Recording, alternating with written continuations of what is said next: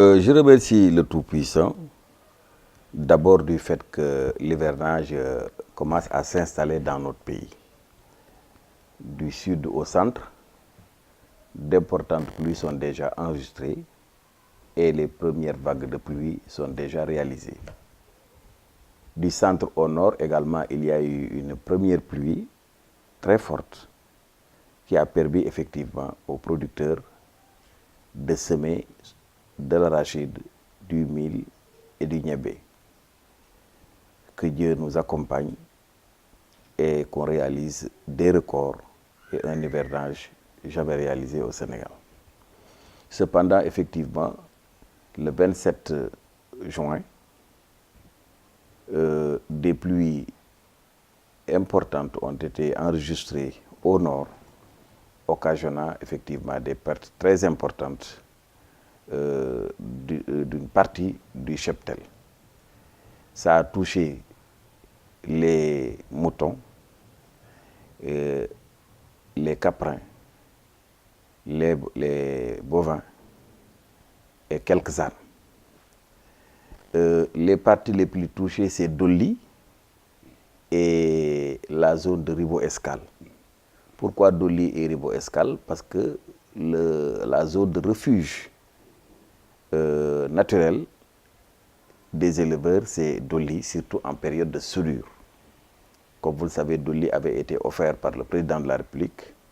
120 km avaient été clôturés.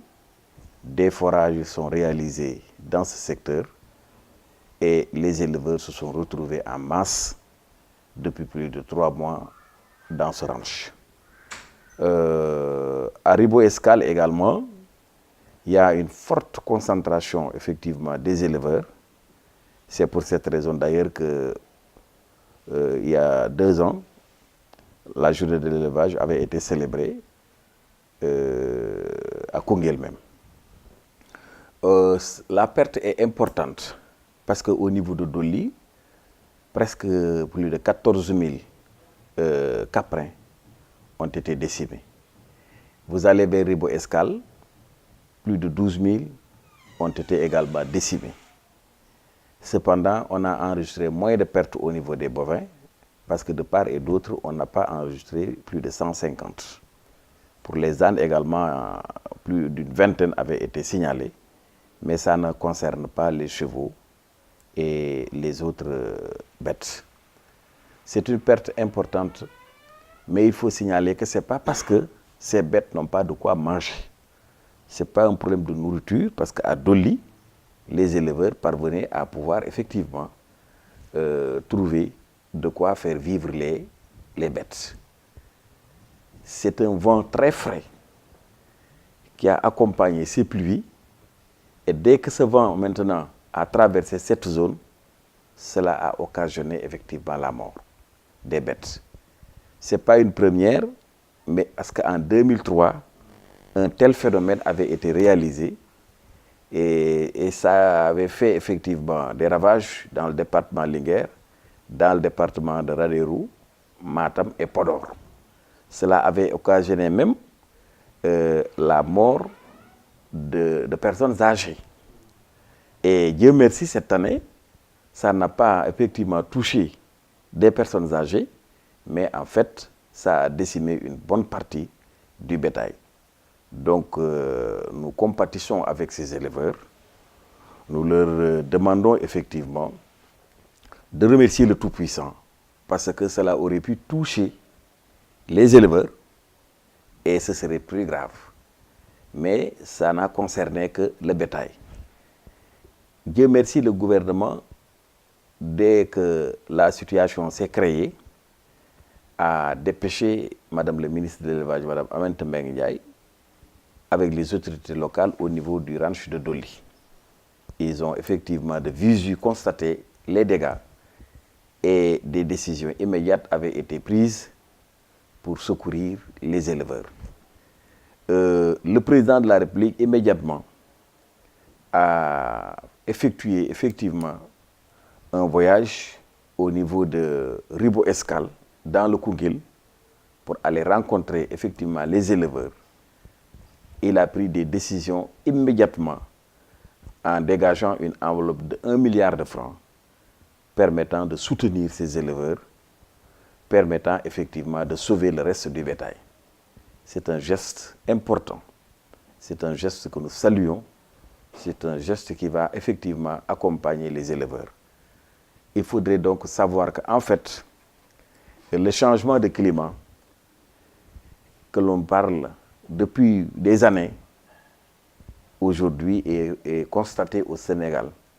Et il va falloir maintenant qu'on prenne les devants, à savoir qu'on ne peut plus continuer à faire de l'élevage comme d'habitude. Il va falloir effectivement encadrer les éleveurs, à assurer leur bétail. On a une compagnie nationale d'assurance agricole et il va falloir maintenant que les éleveurs bénéficient de cette assurance parce que l'État avait, pendant sa création, débloqué une enveloppe de 500 millions pour subventionner cette assurance permettant aux éleveurs de pouvoir assurer leur bétail sans pour autant dégager beaucoup d'argent. Et je crois que les cotonculteurs ont permis à tous de savoir que c'est possible effectivement d'être remboursé en cas de calamité parce qu'à la journée de l'élevage l'année dernière, à 23 février à Kolda, les cotonculteurs avaient reçu presque 200 millions de la compagnie nationale d'assurance parce qu'ils avaient subi effectivement des dégâts, mais ces dégâts avaient été réparés par l'assurance. Donc nos vaillants éleveurs qui ont contribué effectivement à l'amélioration du PIB au niveau primaire, qui contribuent effectivement à l'économie rurale et qui occupent une place importante aussi à la création d'emplois, parce que vous le savez, l'éleveur, quand il a son bétail, lui, toute sa famille s'occupe de ce bétail et ne sont pas dans la rue, alors est considéré comme des chômeurs. Je crois que c'est une chance pour le Sénégal. Donc nous compatissons effectivement avec ces éleveurs et je crois que cette situation est bien gérée et par l'État et par les organisations paysannes, parce que moi-même je me suis déplacé ce même jour, je me suis exprimé à travers des radios pour d'abord demander aux éleveurs de comprendre que cette situation, il faut savoir la gérer parce qu'on va bientôt la traverser et souhaitons que maintenant que Dieu nous gratifie de très fortes pluies, nous permettant d'abord de garnir le tapis herbacé afin de pouvoir effectivement sauver le reste du bétail. S'agissant maintenant de la campagne agricole, elle est bien préparée. C'est l'occasion de féliciter le docteur Abdoulaye Seck, ministre de l'Agriculture et de l'Équipement rural, d'avoir, depuis sa nomination il y a quelques années, mis un schéma nous permettant de mettre à la disposition des paysans les semences, les intrants et du matériel agricole à temps. Il a impliqué également tous les acteurs parce que quand les quotas sont dégagés, les opérateurs, c'est-à-dire les fournisseurs identifiés, les autorités administratives prennent des actes nommant des commissions de réception et de cession des semences et intrants et matériel agricole. Cela avait été fait vraiment depuis longtemps. Et aujourd'hui, à la date à laquelle je vous parle, les semences sont déjà à la disposition des paysans. C'est ce qui leur a permis, dès les premières pluies, ils ont pu semer. On va me dire que, quelque part, on dit que ce n'est pas suffisant. Oui, parce qu'aujourd'hui, tout le monde est paysan. Chacun va aller cultiver. Avec vraiment l'appui de l'État, avec les records qu'on réalise, tout le monde est conscient aujourd'hui que l'agriculture fait partie des leviers, si ce n'est pas le premier levier, c'est la locomotive de notre économie. Et que le capital semencier, bien que l'État fait des efforts, 5 milliards par année, et que c'est des semences vraiment certifiées qui sont le plus servies, alors on n'a pas encore atteint le capital semencier que le Sénégal devrait avoir pour réaliser vraiment un hivernage avec tout ce qu'il faut comme semence. cependant avec 75 000 tonnes de semences d'arachide. Et les 14 autres filières ont déjà eu des semences, notamment le riz, le sésame, le sorgho, le mil, etc., etc. En tout cas, c'est des efforts considérables que l'État a fait. C'est des efforts considérables que le ministère de l'Agriculture a fait, mais des efforts considérables également que nos vaillants producteurs ont déjà consenti, nous permettant aujourd'hui de dire qu'en tout cas, on a bien démarré. Cependant, il reste maintenant à ce que l'engrais suive.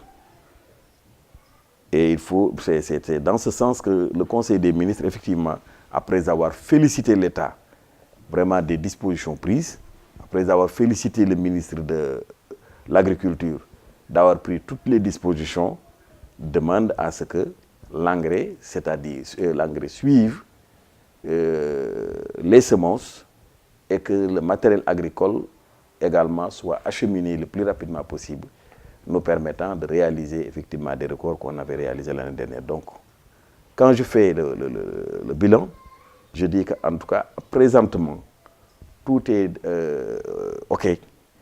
Ce qui reste, c'est maintenant de veiller à ce qu'on atteigne le capital semencier, nous permettant effectivement de pouvoir donner satisfaction à tout le monde en termes de semences et pour réaliser les records qui permettaient au Sénégal d'occuper des places importantes dans la production d'arachide, dans la production de coton, dans la production de riz, etc., etc.